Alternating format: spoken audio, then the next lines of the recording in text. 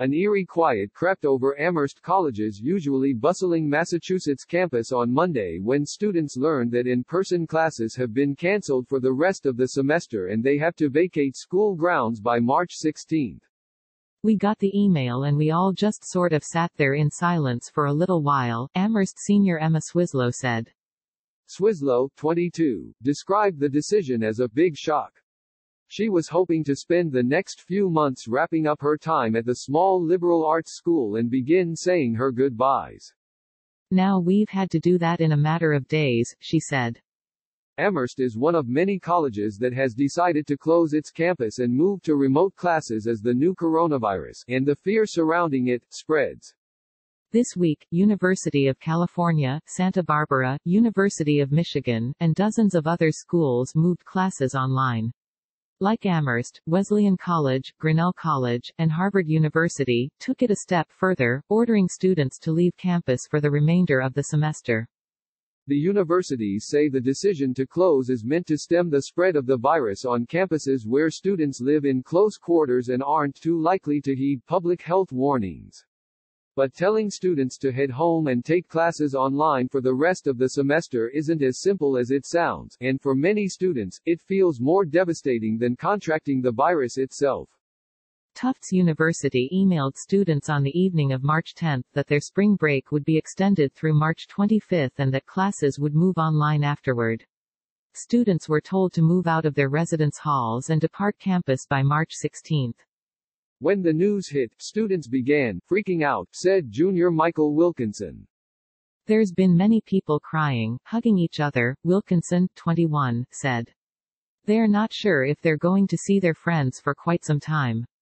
Wilkinson, who has never taken an online class before, doesn't know if he'll be able to learn the material as well via video conference and thinks the overall quality of instruction will go down. I'm concerned that this semester isn't going to be as academically rich as it could have been, Wilkinson said. Swislow, a double major at Amherst in English and geology, shares those fears. She has labs every week, where they use microscopes and inspect rocks. Her professor is trying to come up with alternative ways of instruction, but she isn't sure if it will work. Carrie-Ann Mamba, a sophomore at University of California, Santa Barbara, is anxious over what's to come. UCSB told students this week that classes would be moved online through at least the end of April and recommended students prepare to be away from campus until then. Because Mamba, 20, is from Massachusetts, her thoughts immediately turned to the idea of moving home and essentially losing independence until May. She's stuck choosing between Massachusetts and California, which are both in a state of emergency. I really do not want to stay with my parents doing nothing for a month, Mamba said in an email. I'd take corona over listening to my mom nag at me every day for a month. Beyond being trapped in her childhood bedroom, Mamba's decision has financial ramifications. She doesn't want to be paying thousands of dollars to take classes online, when she already has to pay rent in California. Now, she's considering taking cheaper online courses at a community college. Many students around the country think the decision to close campuses doesn't consider the needs of low-income students. Not everyone on a college campus, no matter how elite, has a safe home to return to, and some can't afford the trip back home. Some schools, like Harvard, are saying their financial aid office can offer assistance, but how comprehensive that help will be is unclear. At other schools, like MIT, students have launched mutual aid Google Docs, where they are raising funds and crowdsourcing spare rooms and storage for students who need help moving out last minute. Amherst extended its move-out deadline to March 18 after student organizing, and is allowing students to petition to stay on campus.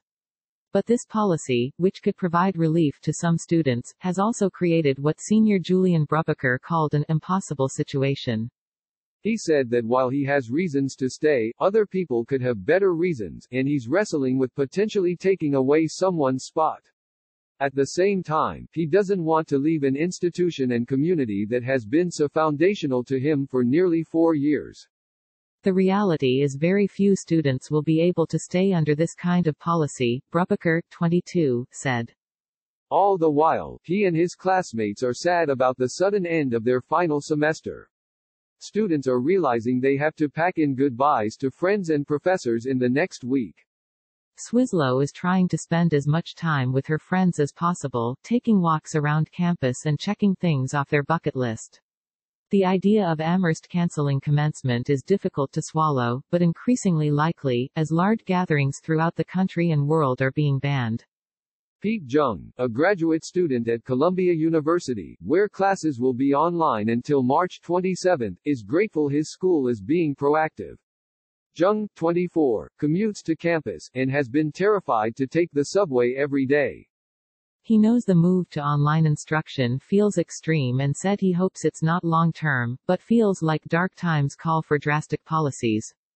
Plus, he doesn't think Columbia is happy about the move either. Everyone's losing right now, Jung said.